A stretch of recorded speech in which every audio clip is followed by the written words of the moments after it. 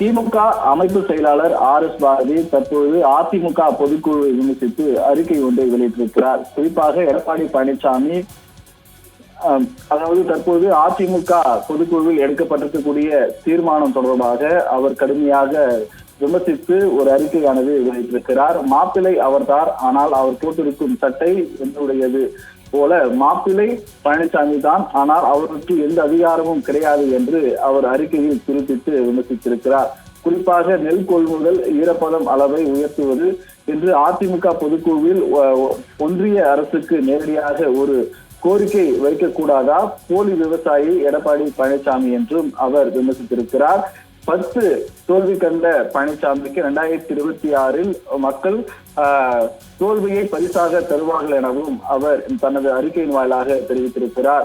மறைந்த முதலமைச்சர் ஜெயலலிதா அவருடைய ஆட்சிக்கு பிற்பாடு அனைத்து இந்திய அண்ணா திராவிட முன்னேற்ற கழகம் தற்பொழுது அமித்ஷா திமுகவாக மாறிவிட்டதை அதாவது அதிமுக பொதுக்குழு தீர்மானம் பாஜகவின் அடிமை பழனிசாமி என்பதை தமிழ்நாடு மக்கள் உணர்வார்கள் என்றும் அவர் தெரிவித்திருக்கிறார். இது மட்டுமல்லாமல் கூட்டணிக்கு அதிமுக தான் தலைமை, கூட்டணியில் இடம்பெறும் கட்சி குறித்து முடிவெடுக்க எடப்பாடி பழனிசாமிக்கு முழு அதிகாரம் என்ற தீர்மானம் அதாவது எடுக்கப்பட்டிருக்கக்கூடியது. ஆனால் எடப்பாடி பழனிசாமிக்கு அதிமுகவில் மதிப்பில்லை என்பதுதான் காட்டுகிறது எனவும் அவர் தனது அறிக்கையின் வாயிலாக சுட்டிக்காட்டியிருக்கிறார். அதிமுக பொதுக்குழு நடத்துவதற்கு 2 நாட்கள் முன்பாக கூட குஜராத்தில் பேசிய அமித்ஷா பீகாரை தொடர்ந்து தமிழ்நாட்டிலும் பாஜக கூட்டணி ஆட்சி அமைக்கும் என்றார்.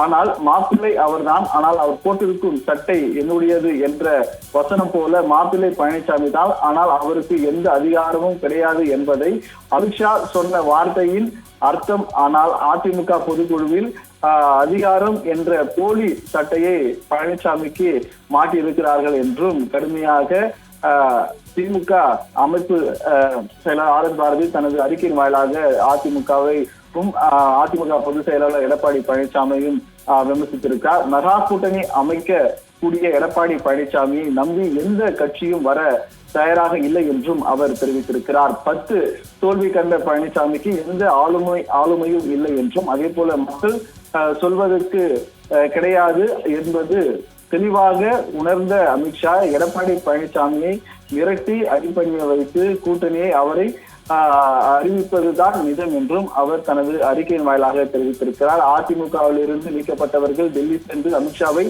சந்தித்துவிட்டு வருகிறார்கள். அதற்காக அமித்ஷாவை அதாவது கட்சி பணிந்து கார் மாறி கார் சென்று அமித்ஷாவை தந்துவிட்டதை யாரும் தமிழ்நாடு மக்கள் மறந்துவிட மாட்டார்கள் என்றும் அவர் அறிக்கையில் கடுமையாக அதிமுக பொதுச் செயலாளர் எடப்பாடி பழனிசாமியை விமர்சித்ததோடு நெல் கொள்முதல் ஈரப்பத அளவை 17 விழுக்காட்டில் இருந்து 22% அதிகரிக்க வேண்டும் என்ற தமிழ்நாட்டின் கோரிக்கையை ஒன்றிய பாஜக அதாவது நிறைவேற்ற எந்த ஒரு தீர்மானமும் எடுக்கவில்லை என்றும் அவர் தனது அறிக்கையின் வாயிலாக தெரிவித்திருக்கிறார். இதைத் தொடர்ந்து நெல் கொள்முதல் ஈரப்பத அளவை உயர்த்தும் என்று அதிமுக பொதுக்குழுவில் ஒன்றிய அரசிற்கு நேரடியாக ஒரு கோரிக்கையை வைக்கக்கூடாதா என்றும் கேள்வி எழுப்பியிருக்கக்கூடிய பாரதி, இதைத் தொடர்ந்து போலி விவசாயி எடப்பாடி பழனிசாமிக்கு துணிவில்லை, உண்மையான விவசாயியா இருந்தால் அதாவது இந்த பிரச்சனை குறித்து டெல்லி சென்று 22% வரை உள்ள நெல்லையும் நெல் கொள்முதல் செய்ய அனுமதி வழங்கிய பிற்பாடு தான் அதிமுக பாஜக கூட்டணி அமையும் என்ற ஒரு நிபந்தனையை வைத்திருப்பார் என்றும் அவர் தனது அறிக்கையின் வாயிலாக தெரிவித்திருக்கிறார்.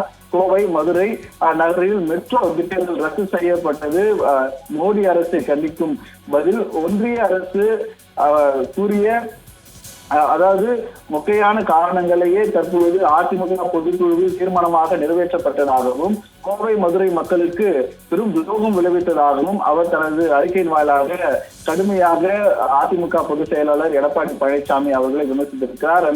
2011ஆம் ஆண்டு திமுக ஆட்சி நிறைவு பெறும்போது தமிழ்நாட்டின் மொத்த கடன் 1,01,349 கோடி ரூபாய் தான் இருந்தது என்றும், அதே போல கடந்த 10 ஆண்டு அதிமுக ஆட்சி காலத்தில் 2021ஆம் ஆண்டு வரை 4,80,300 கோடி ரூபாய் கடன் ஆனது ஏற்றப்பட்டதாகவும் அவர் தனது அறிக்கையின் வாயிலில் சுட்டிக்காட்டியிருக்கக்கூடிய RS பாரதி, இதைத் தொடர்ந்து கடந்த 5 ஆண்டுகளில் 500% அதாவது அதிகரித்துள்ளதாகவும் அவர் தெரிவித்துள்ளார். தற்பொழுது 9,20,000 கோடி அளவிற்கு கடன் இருப்பதாலும் 2021 திமுக ஆட்சிக்கு வந்தால்தான் 93% அளவிற்கான கடன் கடன் உயர் உள்ளதாகவும் அவர் தனது அறிக்கை வாயிலாக தெரிவித்திருக்கிறார். இதைத் தொடர்ந்து தற்பொழுது நடைபெற்றிருக்கக்கூடிய அதிமுக பொதுக்கூட்டத்தில் எடுத்திருக்கக்கூடிய தீர்மானத்தில் 2026 சட்டமன்ற தேர்தலில் அதிமுக உடன் கூட்டணி அமைப்பது மற்றும் யார் அந்த கூட்டணி இடம்பெறுவார் என்ற அதிகாரம் எடப்பாடி பழனிசாமிக்கு அறிவித்ததை தொடர்ந்து தற்பொழுது திமுக அமைப்பு செயலாளர் RS பாரதி கடுமையாக விமர்சித்து இந்த அறிக்கை வெளியிட்டிருப்பது குறிப்பிடத்தக்கது.